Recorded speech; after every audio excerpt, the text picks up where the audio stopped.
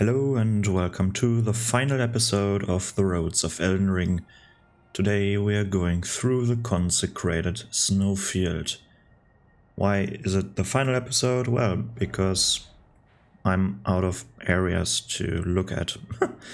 If you want me to have a look at a specific dungeon or a specific area that I maybe haven't talked about yet, or I need to go, or you want me to go in detail to talk about, then let me know in the item description. If you have some ideas about future videos that I can make, maybe talk about certain mechanics or something like that, please let me know as well. But today we are going through the Consecrated Snowfield. And this is the whole area we are going to have a look at today. And what I can tell you now is that I'm not going in detail about Ordina Liturgical Town yet, because I plan on doing a separate video on that area. But I will talk about it a little bit. But first of all, we are starting down here at the hidden path to the Harlech Tree Site of Grace, or very close to it. Site of Grace is in these catacombs. First, how do we get here? You need to obtain the secret medallion. One half is over here in Liurnia, in the Sade-like crystal cave. You need to go through that cave, and then you can get the item from Latenna and start her quest line. And the second half of the medallion you gain from clearing Castle Sol, killing the final boss there, and then you can obtain it over here. With these two halves, you can go to the Grand Lift of Rold and toggle through the options, and then you will find yourself in a dungeon that you can go through, or you can just run through the upper area to reach this area, but keep in mind there's more to this dungeon than just the small path from the lift to the snowfield itself. But enough about that, because there are not really any roads here. I will just walk past by some major landmarks, for example the Albinoric Rise, the Yellow Annex ruins, all the stuff that is over here, then the Apostate Derelict, or how do you pronounce that, I don't know, then of course Ordina, and stuff that is over here. I think I will start with this side of the river. I will go up here, then we will cross the river over here to Ordina, talk about this area, and we will finish the episode on this part of the river here, I think.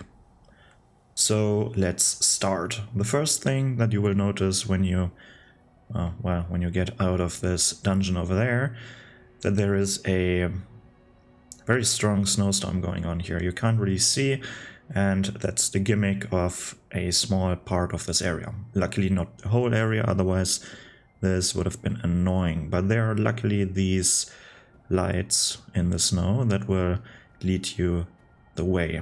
If you talk to this ghost, it will say the following thing: "Show me the path, O gentle lights, the promised path to the Harlech Tree." Follow the lights, basically.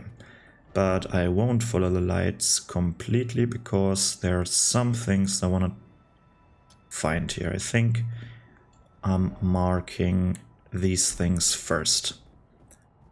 But now let's go to the Site of Grace that is in here. I've missed it once, I think, but well, if you don't know it's there, then you might miss it. Probably not, though. But first of all, let's go to this mark over here, because there are some sarcophagi with some nobles digging there. And this is the first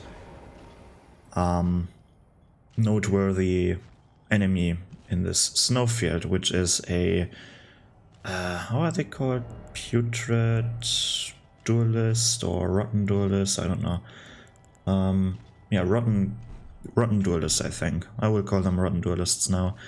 There are 3 in total in the Consecrated Snowfield, and every one of them will drop a part of their armor set and weaponry. So you want to kill every one of them to gain all of their stuff. Why they're here, I guess, is... it's not really clear, but you might be able to think about it later on. I will touch upon a theory why they're here later on, if we've seen everything that is in this area. Because my theory is...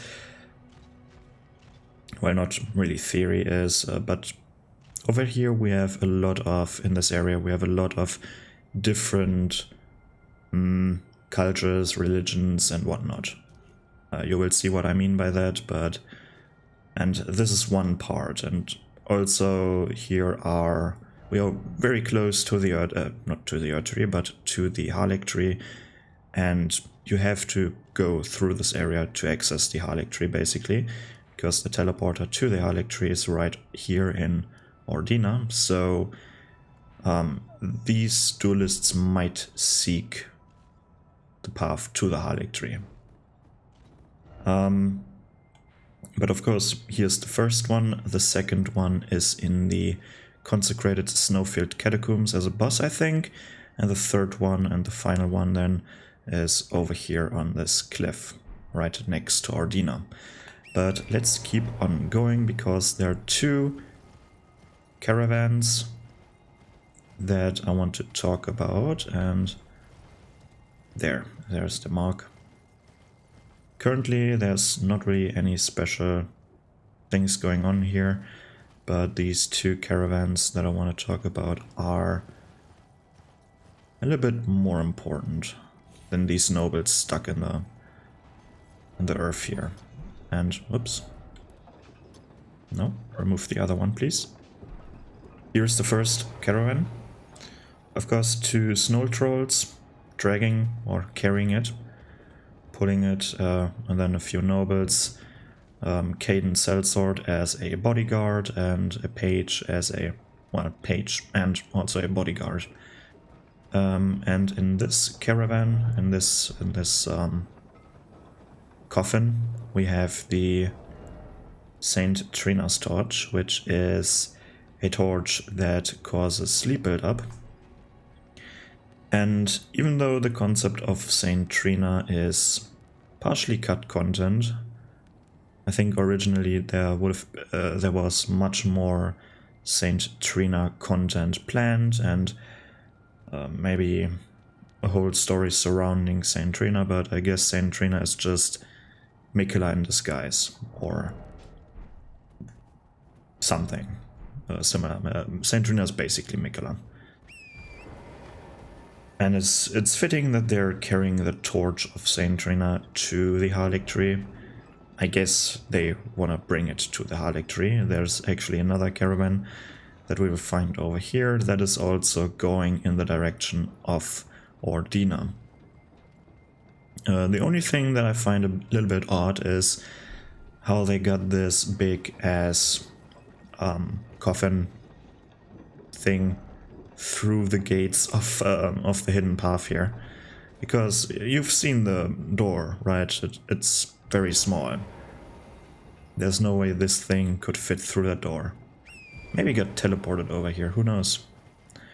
We also have these interesting red flowers growing in the snow, which is a quite cool contrast, I must say. We'll find these roses, or these flowers, these are no roses, I think, in a different area as well, but technically they're all over the place here. But now let's go to the Albinauric Rise. That's over there. And yes, this thing is guiding you to the Consecrated Snowfield catacombs. Oh, and there's actually another ghost. I haven't found this one yet. What model is this? Oh, a noble with a horn. Okay. Only a little further now. Show me the path for Gentle Lights, the path to El Fayel. Okay. They wanted to reach El Fayel, some of them want to reach the Harlech Tree. It's basically the same thing, but, well, they seek refuge, apparently. But it's kind of clear that they lost a lot of stuff here. They're wandering aimlessly around. And to be honest, these lights aren't really guiding. They're kind of also all over the place. It's not really clear due to the snowstorm in which direction you have to go, and this might be the case why some of them, or a lot of them, are pretty lost here. And to be honest, it's really hard to navigate. You can see some Graven Mass balls. I think they're called Graven Mass. I guess these are mages transformed into these balls because they did something wrong with their magic, similar to Selen. When you finish her questline, she turns into one of these balls as well. Over here we have another puzzle, because this is the Albinauric Rise. Every rise has a puzzle tied to it. This one, this is the puzzle. And there are two spectral imps surrounding this area. There are two ways you can do this puzzle. There need to be two imps fighting each other. So you either pull both of them and then you use the Bewitching Branch, which makes it so that one enemy is temporarily on your side and fights for you, or you're summoning your Fanged Imp Ashes and let them fight the Spectral Imps around here. On the rise itself is nothing really special. You will find a very strong talisman here for mages, and that is it, but nonetheless I will have a look at it from here, because the mage occupying this tower also got transformed into one of these magic balls here. And you will find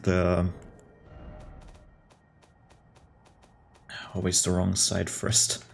It's much quicker to the left.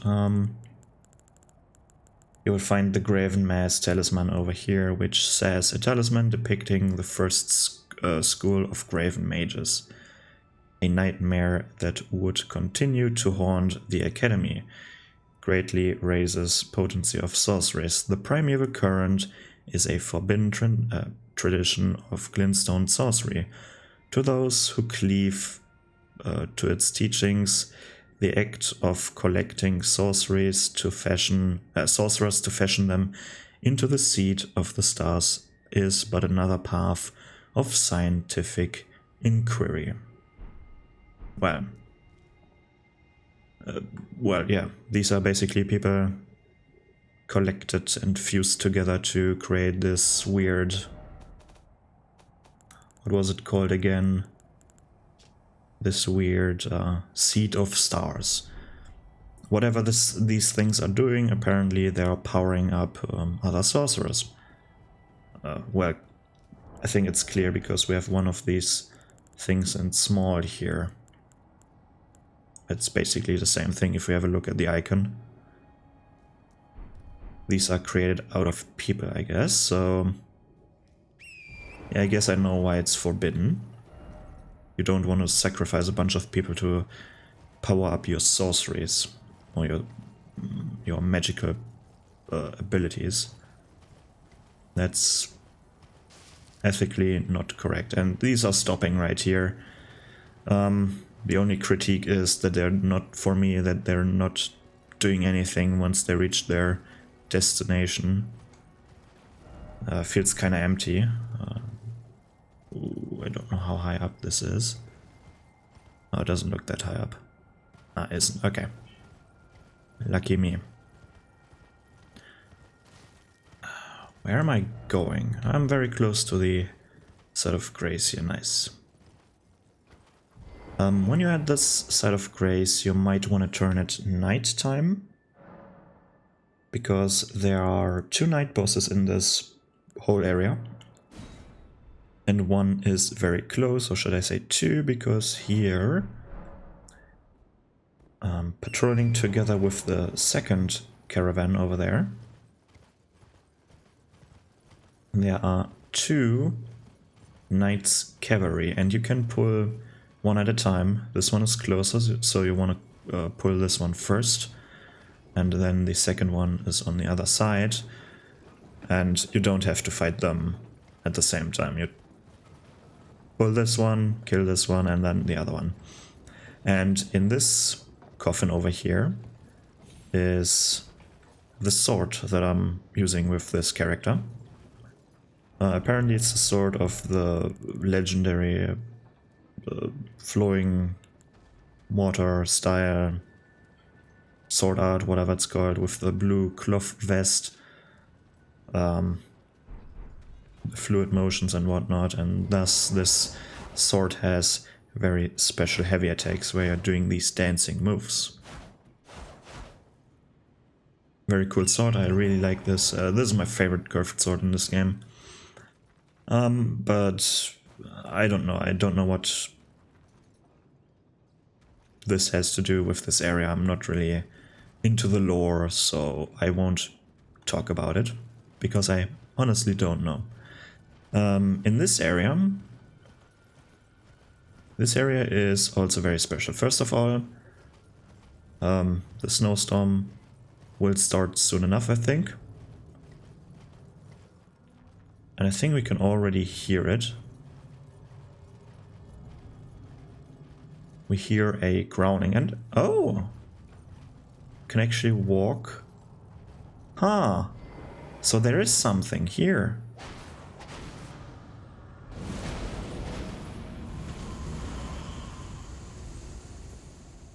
This area, and if I make myself visible for the enemies now, this area will spawn, I think, 3 of them in total.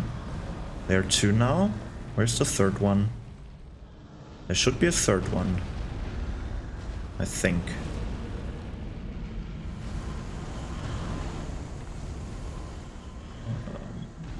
These dragon-killing soldiers will spawn and attack you. And these are spectral dragon-killing soldiers. They can teleport around, they can vanish. And I think you can't really kill them. I think when you kill them, they just reappear. Might be wrong on that, but as you can see, they're invisible when I'm turning myself invisible. And they're wandering around here, so you don't want to linger too long in here. And they're very close to this area. I have some theories what they're doing here. I will talk about that in a short amount of time, because they're creations of the people of Nox, right? Dragonkin soldiers are the Noxian version of dragons, so to speak. Attempt of creating dragons out of people, I guess. And I think they're allied with the ancestral followers. Why do I think that? Well, at least in the underground, they're always very close together, and they appear to not attack each other. So my theory is that these Dragonkin soldiers are protecting this area over here. What is so special about this area? First of all, here we have the only ancestral followers, and they're protecting an item that I've already picked up, which is the stalwart horn charm, which raises robustness. Said to be a budding horn, the ancestral followers believe that the horns of a long-lived beast continue to bud like antlers over and over again until the beast one day becomes an ancestral spirit. I don't know if they are worshipping these ancestral spirits or what they're doing with them, but these ancestral spirits are important to the followers, which is kinda clear. And to be honest, this area with these stone formations or trees that turn to stone. I'm not really sure. They appear in the underground as well, in particular in the Siofa River area. Over here is I think it's very clear. These pillars look very similar to these pillars, and I'm not sure if these are trees that turn to stone or if these are trees, but if I hit them, they create sparks, so they must be out of stone, at least now. And well, my theory is that the spectral Dragonkin soldiers are protecting this area. Otherwise, the positioning of these Dragonkin soldiers make no sense to me. If we continue our journey here in these ruins, they are called the Yellow Annex ruins, and these are occupied, or well, the living beings in these ruins are afflicted by the Flame of Frenzy. So we not only have ancestral spirit followers, Dragonkin soldiers, and Albinorics, we also have the Frenzied Flame over here. And if we go further north from here, then the next area, with all of these red flowers that honestly look like fields of blood, are part of what's her name? The Formless Mother, the area that, or the god that Mogwin is praying to. And why do I think that? First of all, there is an invasion over here from a sanguine noble. Basically player character model with the sanguine noble garb. Where is it? Shouldn't be too far away. There we have it. Sanguine noble robe. Robe of dyed black cloth featuring gold embroidery, worn by the nobles who serve the Lord of Blood. The grand metallic pattern on the shoulder is a signifier of the noble rank they intend to claim upon the advent of the new dynasty they are working to install. Yeah, just followers of Mogwin using blood magic, or the magic of the Formless Mother. Here we have a lonely Albinoric and one of these blood slimes, excuse me, and of course a teleporter leading us to the area over here, to the Palace Approaching Ledge Road. And of course, because it's the area of Mogwin or the Formless Mother, there is a lot of blood on this teleporter. I'm not really a fan of teleporters in these games because they kind of feel lazy to me, not gonna lie. They could have made, like, if they need a second way of getting to the Mogwin Palace area over here, then why not just make a cave entrance in this area here, somewhere, that opens at a specific time. Then if you go further north, this area is occupied by rune bears, so be careful.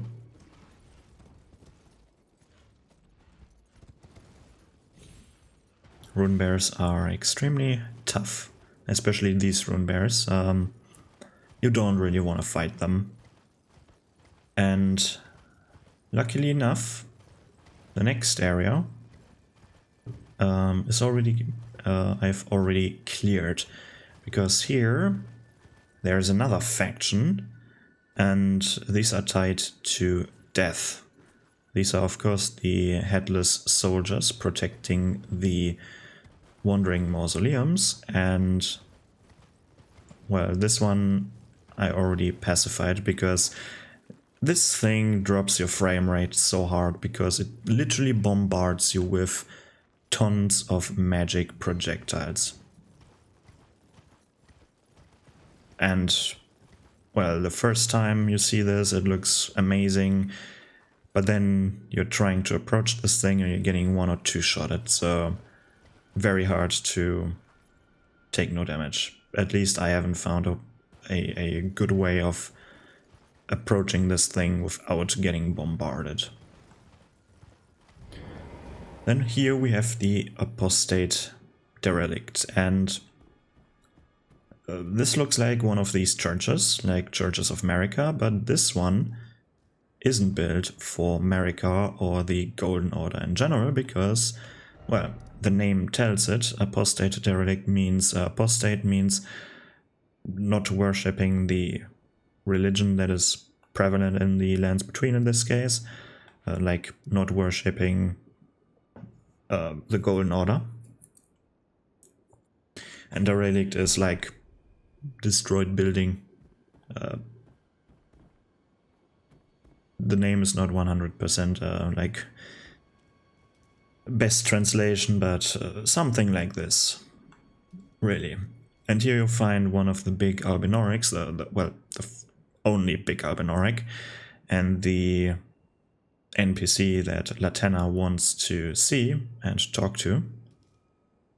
This is the end of Latenna's quest line. You can still use her after the quest line as a spirit summon, but her quest line is talk to her and then go to this position and summon her here. And, well, I don't know why they have to make every important NPC very big. Like all the demigods, they're big, much taller than the player character. Radahn is the tallest of all of them. Don't know why he's so tall. Well, and this one is bigger as well. Of course she can't walk, and apparently she can't talk. She's lying dormant, I guess. She's sleeping. Well, her eyes are closed, so maybe she's sleeping. She's definitely breathing, which is good. And Latenna needs to bring something to her.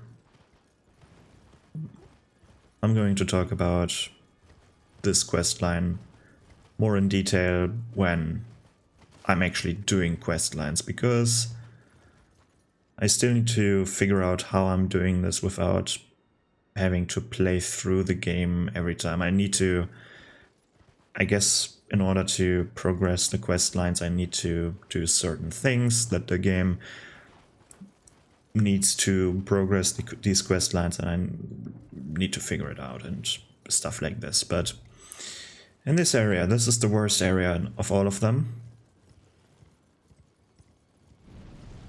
Here you can trigger another night boss, another Deathrite bird, and I think this is the strongest Deathrite bird in the game. Not the strongest to beat, because the strongest to beat I think is the one that is over here, because you can cheese this one here. You can cheese this Deathrite bird. The other one is, I think, much harder to cheese, but I guess this one is stronger, so go figure. They're weak versus, I think, blunt damage, holy damage, and you can poison and apply Scarlet Rot to them. So stand on this cliff and shoot this thing with everything you have. And only a few attacks can reach you here, so be careful, but it's fairly easy. If you have bows or some sorceries. So, what are we going to do next? I think we visit Ordina. And this looks kind of weird, this straight line that goes through the river. I don't know what it is. Is it some light? Nah. Looks very weird, this line I'm riding on right now. But I think you know what I mean with there are many different religions, cultures, whatever you want to call it, prevalent in this area, because already we found Albinoric rise, so Albinorics are mages now, at least some Albinorics. Then of course we have nobles trying to reach the Harlech tree. We have ancestral followers, we have dragonkin soldiers. Then Flame of Frenzy. Formless Mother, Mogwin, Worshippers of Blood, whatever you want to call them. And then Mausoleum, Death, Prince of Death. Do the mausoleums have to do with Prince of Death, with the Prince of Death, or are these two different factions? Because I think the Deathbirds have... the Deathbirds are something entirely different. They don't exist because the Prince of Death exists. They exist even without the Prince of Death, so there might be two different factions here. And then of course back to Albinorics, so quite a lot of stuff going on here. This area is not not just for one religion. I don't know how to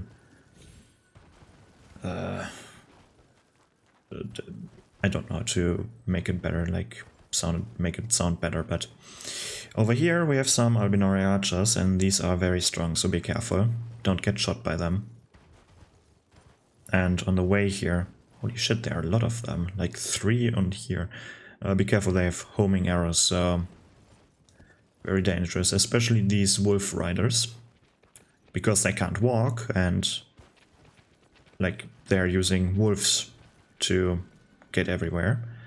And this is very dangerous, like their projectiles deal a lot of damage, especially the ones on the wolves are very hard to beat.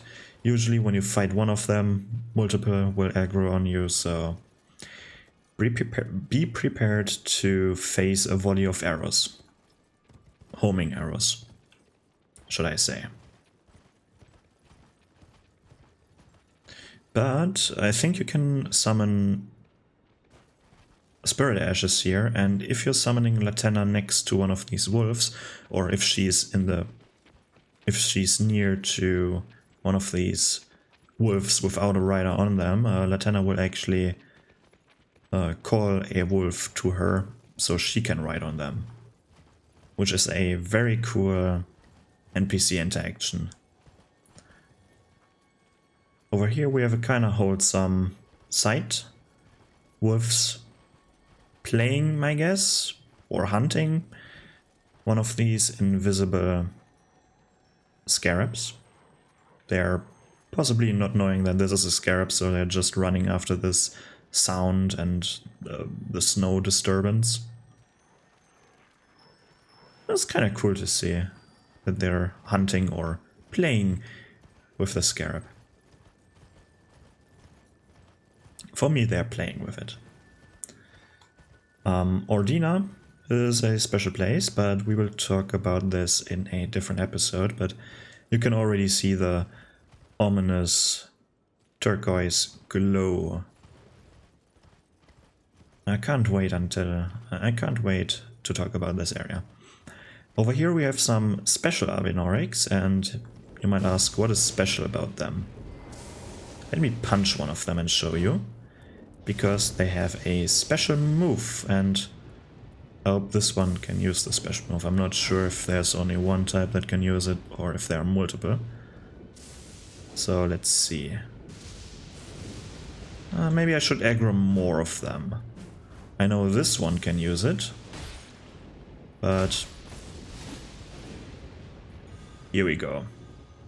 Yeah, apparently the one with the club doesn't want to use it or can't use it, I'm not sure. But they're using... Come on. What's it called? Halo of Light? They're using this Let me get away from this lightning field thingy, because it's quite annoying. And of course, when there are lightning striking the ground, then this is a field of Fulgur Bloom. These are, for some reason, drawing lightning to them. So let me get away from that area. I will have a look at the description of the at the description of the spell soon. Just want to get out of reach. Thank you. Okay.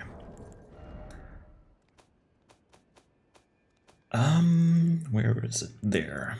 Discus of Light, not Corona of Light. One of the incantations of the Golden Order fundamentalists produces a ring of light and fires it forwards. The ring of light returns to a position close to the caster before disappearing. This incantation can be cast repeatedly.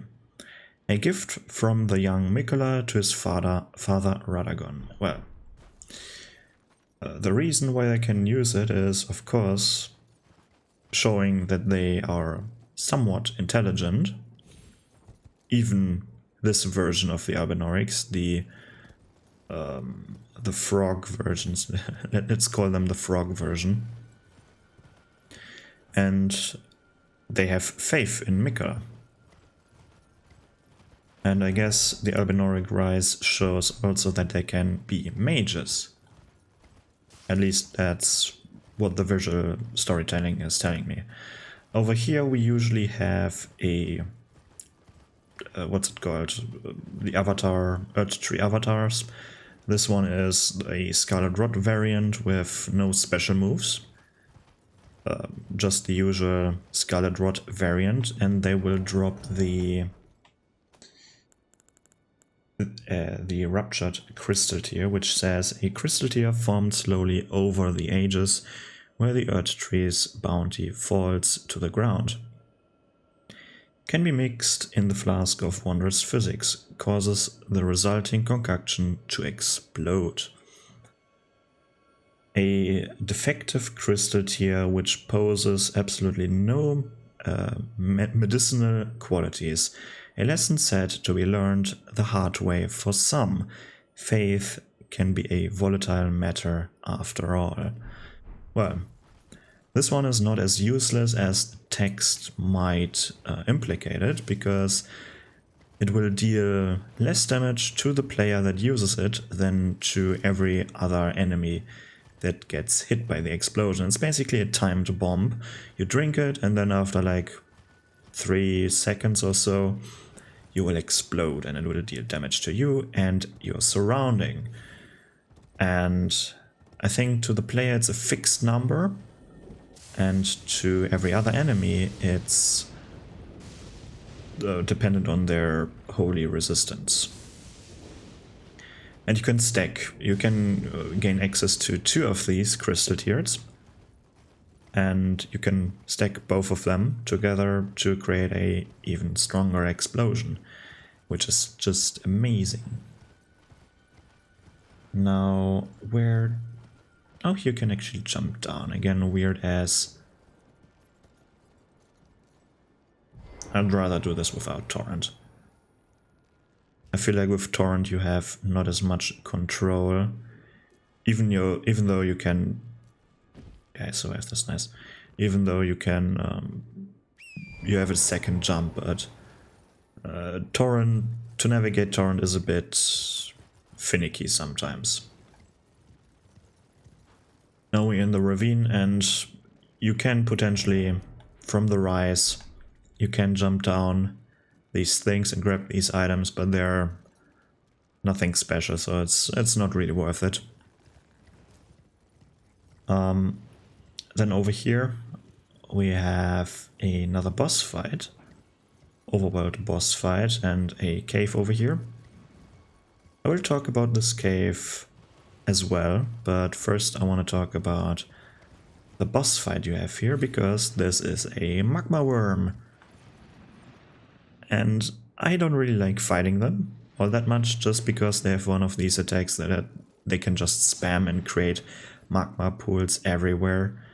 But the design is very cool, and because all of them, at least, all of them can use or are using these weapons.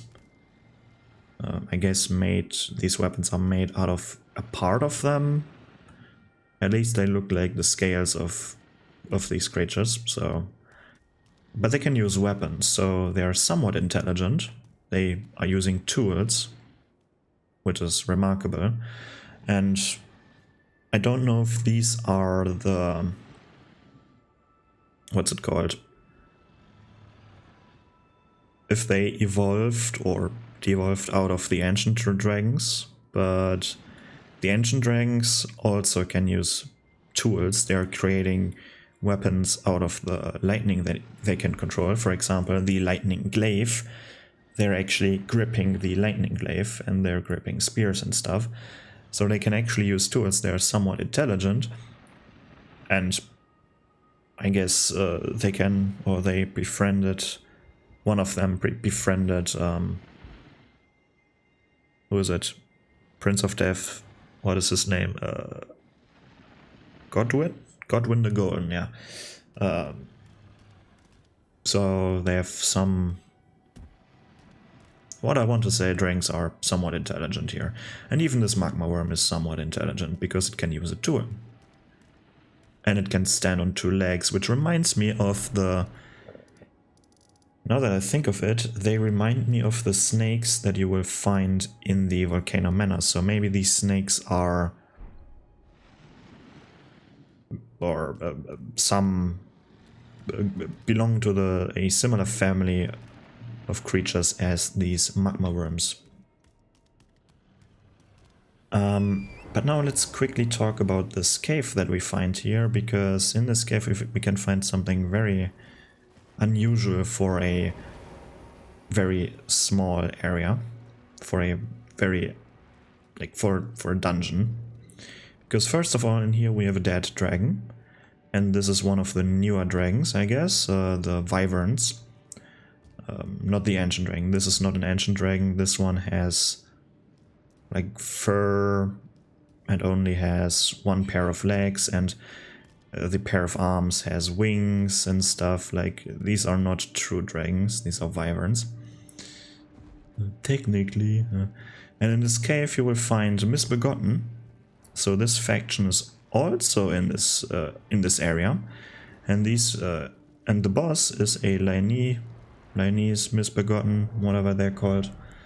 The biggest Misbegotten version, basically, who wields the Golden Order Greatsword, which is basically the kind of awkward equivalent to the Dark Moon Greatsword. And sadly enough, it has one of the cool explosions, follow-up attack, but sadly you're not buffing the blade so that its heavy attacks will create waves of gold, like the special move of the Moonlight Greatsword, where you create these shockwaves. Kinda underwhelming, the Golden Order Greatsword, in my opinion. Don't get me wrong, it's cool, but it could be cooler. So I guess that is the area. Let me go back to the site of grace over there, and then let's end the episode. But I want to talk about the level design here, because, well, it's an open world area. There's, to be honest, not that much unique level design going on here. It's basically nothing that we haven't seen before. And I guess I'm just stopping here. It's nothing really that we haven't seen before. Maybe just the vision obscuring snowstorm that is going on in the southern part of this area. Reminds me, and I think everyone, of the Dark Souls 2 area, the Dark Souls 2 DLC area, Ilium Lois, where you had this one optional area where it's just a periodic snowstorm you can't see, and then for like 5 seconds or so the snowstorm will go away, so you can actually see where you're going, and then you just have to persevere through the snowstorm and through the enemies that you will find in there. It kind of reminds me of that, just that this snowstorm is permanent and you have actually lights guiding your path, which is honestly... I'm not sure if it's better or if it's worse. I think it's at the same level. It's still hard to navigate, in my opinion, at least without these markers that you can place. With these markers, it's a pushover to navigate, to be honest. Like, I haven't shown you the noble that transforms into a mimic, into a rune bear, I guess. It's somewhere over here. But we have seen them before, so nothing special there. Just another surprise in the snowstorm. But I guess the snowstorm is unique to this game. We haven't seen that before. What else? Well, honestly, level design is not that... It's majorly a flat area with enemies scattered around it and different themes. And these themes are, of course, albinoric, wildlife, ancestral dudes, frenzied flame, blood, death, and albinorics. These are the different themes in this area. And they're all tied together. This area is called the Consecrated Snowfield. So what is consecration? This is basically, I would call it blessed. Like it's something holy, so to speak. Like, I don't really know how to describe consecration, but I guess there are definitely different cultures or different religions meeting here, and this is basically the theme of the Halectry, right? Everyone is welcome. Everyone can seek refuge here, and well, then in the area before that we have different religions even, like it's getting tied together. Maybe some of them are deserting their religion and want to go to the Halectry. Maybe they want to convert the Halectry, or maybe they're just here because they're left alone here, because no one is attacking them. It's a secret, it's a hidden path. So not many people know about this path. It's a hidden path, it's a secret, right? So we have different religions, different kind of people living here, possibly trying to get to the Earth Tree, to the Halectry, sorry. And they're not getting persuaded here. So this is my take on the Consecrated Snowfield. If you have some different ideas why there's so many different religions here, other than they're not being persuaded by the Golden Order, because the Golden Order mostly doesn't know about this area or doesn't have access to this area. It's very likely that they know of this area, but they don't know how to get here.